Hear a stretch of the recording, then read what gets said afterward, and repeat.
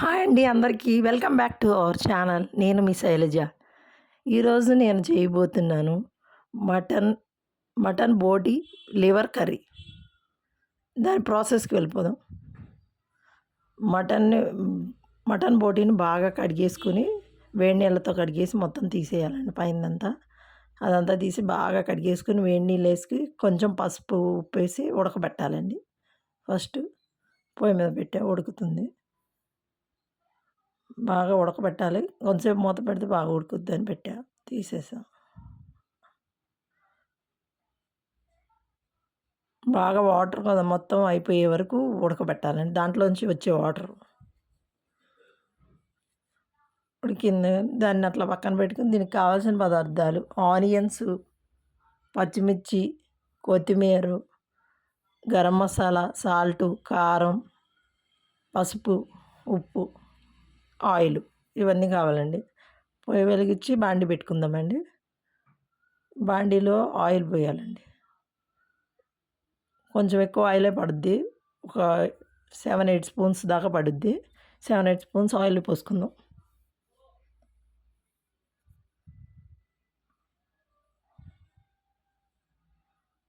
Oil బాగా కాగాలి. కొంచెం కాగేంత వరకు ఉంచుదాం. ఇప్పుడు దీనిలోనే కాగిన తర్వాత దీనిలో ఫస్ట్ ఆనియన్స్ వేసుకుందాం. ఆనియన్స్ వేసేసుకుందామండి. కట్ చేసి పెట్టుకున్న ఆనియన్స్ మొత్తం వేసేసుకుందాం. దీనికోసం నేను 2 ఆనియన్స్ తీసుకున్నానండి పెద్దవి. ఆనియన్స్ కొంచెం ఫ్రై అయిన తర్వాత ఫ్రై చేస్తున్నాం. ఇప్పుడు కొంచెం పసుపు వేసుకుందాం. ఆనియన్స్ బాగా ఫ్రై అవ్వాలంటే కొంచెం పసుపు, ఉప్పు వేసుకుంటే కొంచెం తొందరగా మగ్గుతుందండి. అందుకనే సాల్ట్ కూడా వేసుకుందాం. 2 వేసుకొని బాగా కలిపేసుకుందాం.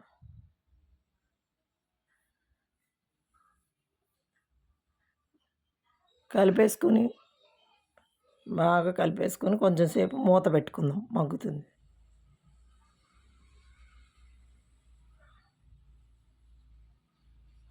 మూత పెట్టేసి అలా ఉంచుదామండి. కొంచెం సేపు మగ్గుతుంది. సిమ్లో పెట్టుకుందాం స్టవ్.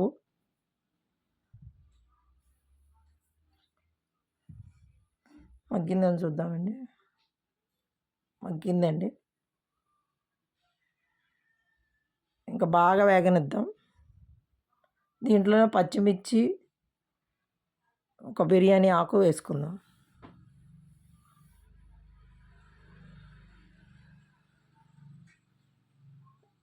టూ స్పూన్స్ ఆఫ్ అల్లం వెల్లుల్లి పేస్ట్ వేసుకుందామండి. అది కూడా లైట్గా వేగనిద్దాం.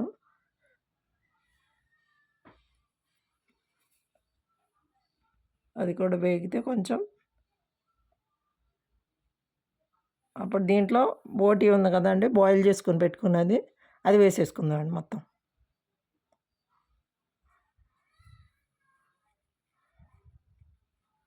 అది వేసేసుకొని బాగా కలిపేసుకుందామండి.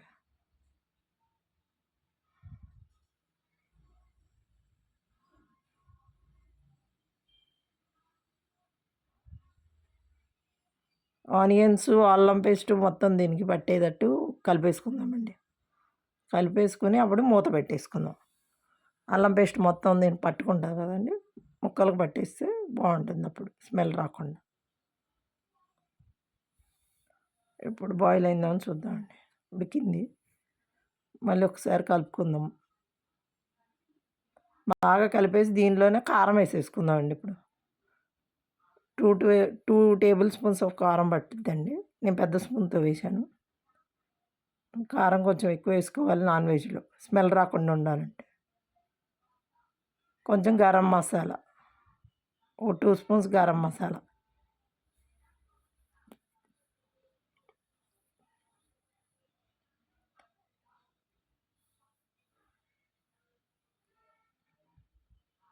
దీంట్లో పచ్చి కొబ్బరి తీసుకొని గ్రైండ్ చేసుకున్నానండి. హాఫ్ చెక్కది ముక్క తీసుకొని చిన్న చిన్న ముక్కలు కోసి గ్రైండ్ చేసిన ఆ పేస్ట్ వేసాను. కొత్తిమీర వేసాను. ఇప్పుడు బాగా కలిపేసుకుందాం. కొబ్బరి పేస్ట్ వేస్తే మంచి టేస్ట్ వస్తుందండి. మీ దగ్గర పచ్చి కొబ్బరి ఉన్నా సరే, ఎండు కొబ్బరి ఉన్నా సరే కొబ్బరి పేస్ట్ వేసుకోండి. ఏ నాన్ వెజ్ కర్రీలో అయినా కొంచెం వాటర్ పోసుకున్నాను, సరిపోదు కదండి ఇది మొత్తం ఉడకడానికి. ఒక గ్లాస్ వాటర్ పోసుకున్నాను, బాగా కలిపేసుకున్నాను.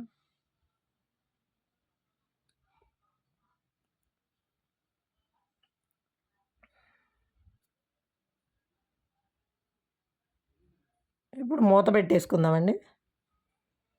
కొంచెం మూత పెట్టేసేసి హై ఫ్లేమ్లోనే ఉంచుదాం.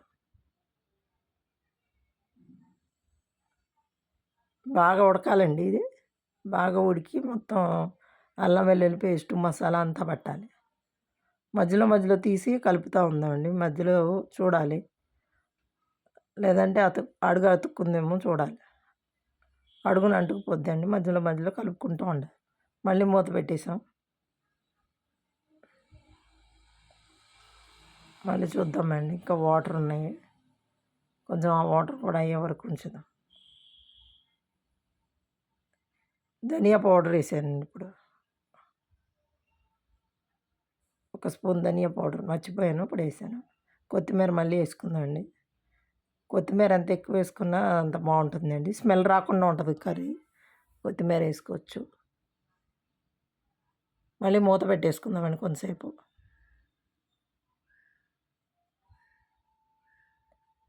మూత పెట్టి బాగా ఉడకనిద్దామండి.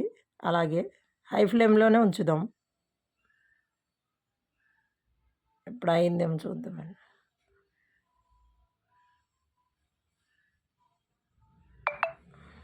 ఇప్పుడు అయిపోయింది కదండి, బంద్ చేసేద్దాం. గ్యాస్ బంద్ చేసేద్దాం. దీని టేస్ట్ చూసి చెప్తానండి నేను. బాగా వేడిగా ఉంది, కాలుతుంది కర్రీ. వేడి వేడి కర్రీ అండి, అందరికీ నచ్చే బోటి లివర్ కర్రీ. మీరు కూడా ట్రై చేసి చూడండి. దీని టేస్ట్ ఎలా ఉందో చూసి చెప్తానండి. దీనిలో లెమన్ వేసుకుంటే బాగుంటుందండి.